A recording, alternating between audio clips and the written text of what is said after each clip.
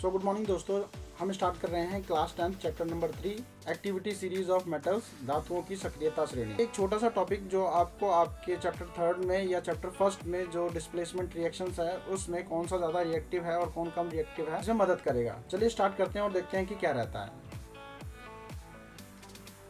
Activity series of metals, धातुओं की सक्रियता श्रेणी।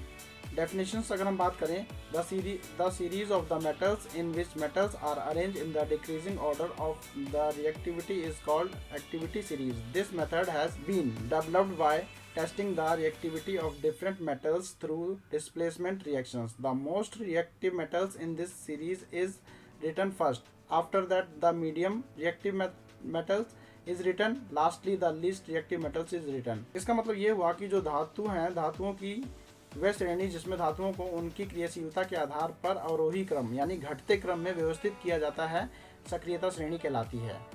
विस्थापन अभिक्रिया के माध्यम से विभिन्न धातुओं की अभिक्रियाशीलता का परीक्षण कर इस शैली को विकसित किया गया है और इस श्रेणी में सर्वप्रथम सबसे अधिक अभिक्रियाशीलता धातु को लिखा गया है, उसके बाद मध्यम अभिक्रियाशील धातुओं को लिखा गया है और अंत में सबसे कम क्रियाशील धातुओं को लिखा गया है। चलिए इनको एक ट्रिक्स के थ्रू इन सीरीज को याद करते हैं।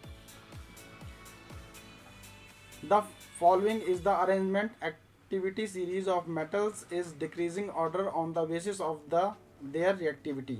धातुओं को उनकी क्रियाशीलता के आधार पर अवरोही क्रम में व्यवस्थित करना सक्रियता श्रेणी कहलाता है, यानी निम्नलिखित तरीके से हम करते हैं।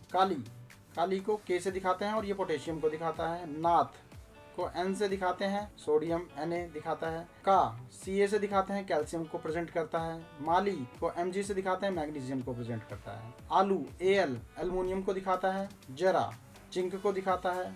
Fe आयरन को दिखाता है। से टिन यानी कि Sn को दिखाता है। पकाता Pb लेड को दिखाता है। H हाइड्रोजन को दिखाता है। चूकी Cu कॉपर को दिखाता है। हर Hg मरकरी को दिखाता है। अलग Ag सिल्वर को दिखाता है। आलू Au गोल्ड को दिखाता है। पड़ा प्लैटिनम को Pt प्लैटिनम को दिखाता है। और ये पूरी ट्रिक जो है बनती है काली नाथ का माली आलू जरा फीके से पकाता है, चूंकि हर अलग आलू पड़ा है। तो आई थिंक आपको समझ में आया होगा। धन्यवाद। आई होप आप मेरे इस वीडियो से आनंद लेंगे और चीज़ों को रिवाइज कर पाएंगे। Thank you.